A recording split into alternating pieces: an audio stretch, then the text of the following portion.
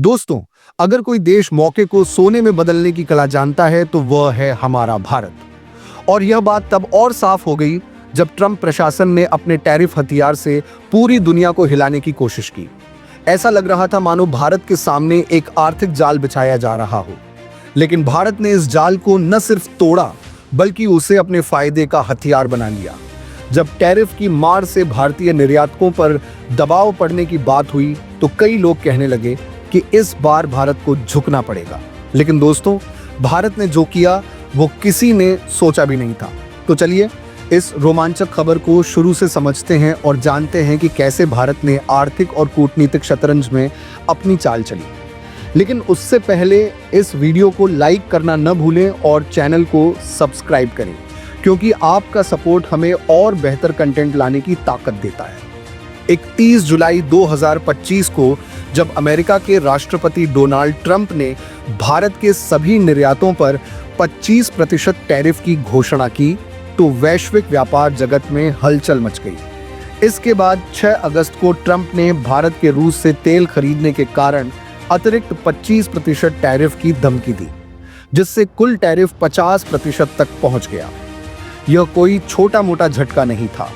भारत के textile, James and jewellery, auto parts और समुद्री खाद्य जैसे क्षेत्रों पर इसका सीधा असर पड़ने वाला था।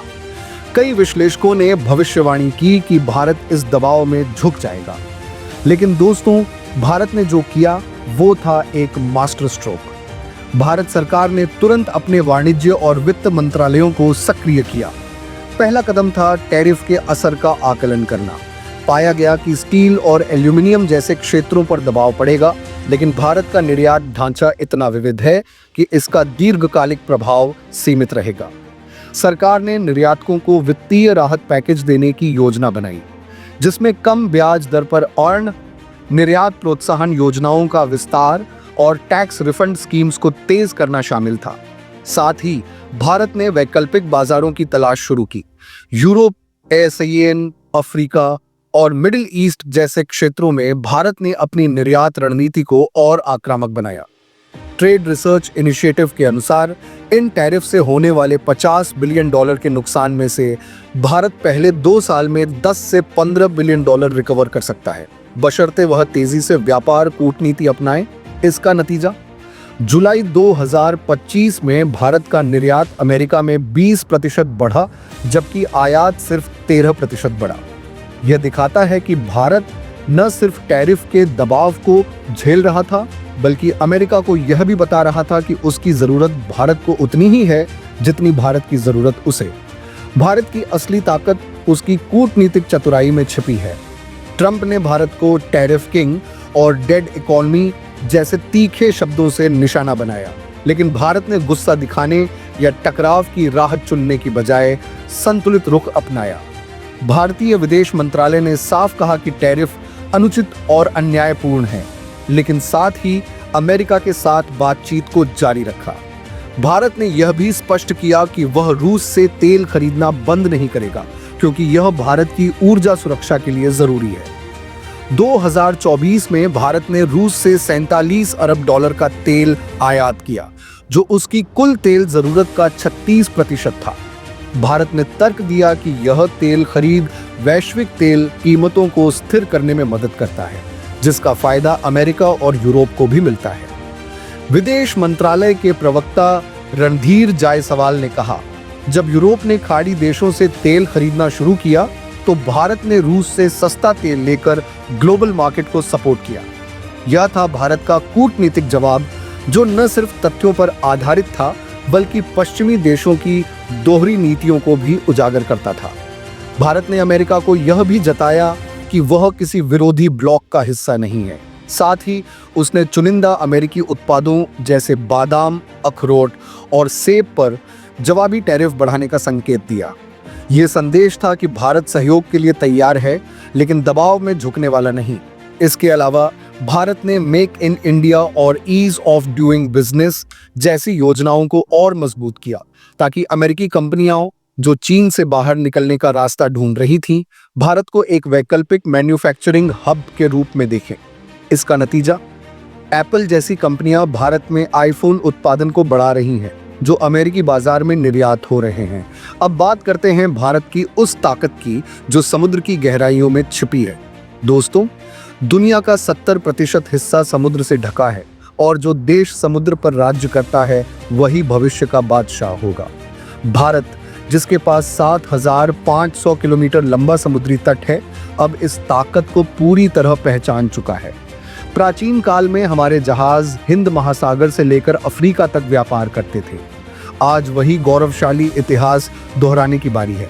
सरकार ने मैरीटाइम डेवलपमेंट फंड को 25,000 करोड़ से बढ़ाकर 70,000 करोड़ रुपए करने का ऐतिहासिक फैसला लिया। यह कोई साधारण कदम नहीं, यह भारत के समुद्री पुनर्जनन का नया अध्याय है। लक्ष्य साफ है, 2047 तक भारत को दुनिया के टॉप 5 शिप बिल्डिंग देशों में शामिल करना। लेकिन सवाल यह है कि भारत इस रेस में पीछे क्यों था? जवाब है, जहाज निर्माण में भारी निवेश, आधुनिक तकनीक और सस्ती पूंजी की कमी। चीन, कोरिया और जापान ने ग्लोबल शिप बिल्डिंग मार्केट का 90% हिस्सा हथिया लिया, जबकि भारत का हिस्सा सिर्फ 1 से 2% है। लेकिन अब भारत ने कमर कस ली है। इस फंड का 39% हिस्सा सरकार और बंदरगाहों से आएगा, जबकि 51% हिस्सा ग्लोबल इन्वेस्टर्स और कमर्शियल सोर्सेज से जुटाया जाएगा। यह पैसा ship building, ship repair hubs और पोर्ट इंफ्रास्ट्रक्चर को मजबूत करने में लगेगा। शिपिंग कॉरपोरेशन ऑफ इंडिया $2 अरब के सौदे में 26 स्वदेशी जहाज खरीदने जा रही है, जो भारत के जहाज निर्माण उद्योग को नई ऊंचाइयों पर ले जाएगा। इसके अलावा भारत अपने जहाजों की संख्या बढ़ाकर निर्यात लागत को कम करेगा, ताकि हमारे उत्पाद समय पर और सस्ते दामों पर ग्लोबल मार्केट तक पहुंचे। भारत के 12 प्रमुख बंदरगाहों पर कनेक्टिविटी और इंफ्रास्ट्रक्चर को बेहतर करने के लिए 15,000 करोड़ रुपए का निवेश किया जा रहा है। यह सुनिश्चित करेगा कि भारत के पोर्ट्स न सिर्फ तेजी से माल की ढुलाई करें, बल्कि ग्लोबल शिपिंग हब के रूप में उभरे। भारत की राह आसान नहीं है। समुद्री इंजन जैसी महत्वपूर्ण तकनीक में भारत अभी भी विदेशों पर निर्भर है। तमिलनाडु जैसे राज्यों में टेक्सटाइल, चमड़ा और मशीनरी उद्योग टैरिफ से प्रभावित हो सकते हैं, लेकिन भारत सरकार इन चुनौतियों से निपटने के लिए तैयार है। निर्यातकों के लिए वित्तीय पैकेज, कम ब्याज दर पर आरक्षण और टैक्स छूट जैसी योजनाएं बन रही हैं। साथ ही भारत यूरोप और एशियान जैसे बाजारों में अपनी पैठ बढ़ा रहा है, ताकि अमेरिकी टैरिफ का असर कम हो। ग्लोबल ट्रेड रिसर्च इनिशिएटिव के अनुसार भारत को अपनी निर्यात रणनीति में तेजी लाने और संरचनात्मक सुधार करने होंगे। उदाहरण के लिए भारत ने हाल ही में यूके के साथ एक फ्री ट्रेड एग्रीमेंट साइन किया है और ईयू के साथ व्यापार वार्ताएं तेज कर दी हैं। यह दिखाता है कि भारत अपनी रणनीति को और लचीला बना रहा है। कूटनीतिक मोर्चे पर भी भारत ने अपनी स्थिति मजबूत की है। प्रधानमंत्री नरेंद्र मोदी ने एससीओ समिट में हिस्सा लेकर और चीन के साथ द्विपक्षीय वार्ता की संभावना जताकर यह दिखाया कि भारत अपनी रणनीतिक स्वायत्तता को बनाए रखेगा। यह संदेश साफ है कि भारत न तो दबाव में झुकेगा, न ही किसी एक देश पर निर्भर रहेगा। तो दोस्तों, यह थी भारत की उस रणनीति की कहानी जिसने ट्रंप के टैरिफ को एक चुनौती से अवसर में बदल दिया। भारत न सिर्फ आर्थिक दबाव से उबर रहा है, बल्कि समुद्र की लहरों पर अपनी ताकत का परचम लहरा रहा है। अब सवाल आपसे है, क्या भारत 2047 तक शिप बिल्डिंग में दुनिया के टॉप 5 देशों में शामिल हो पाएगा, या फिर हमें और बड़े कदम उठाने होंगे? अपनी राय कमेंट बॉक्स में जरूर बताइए।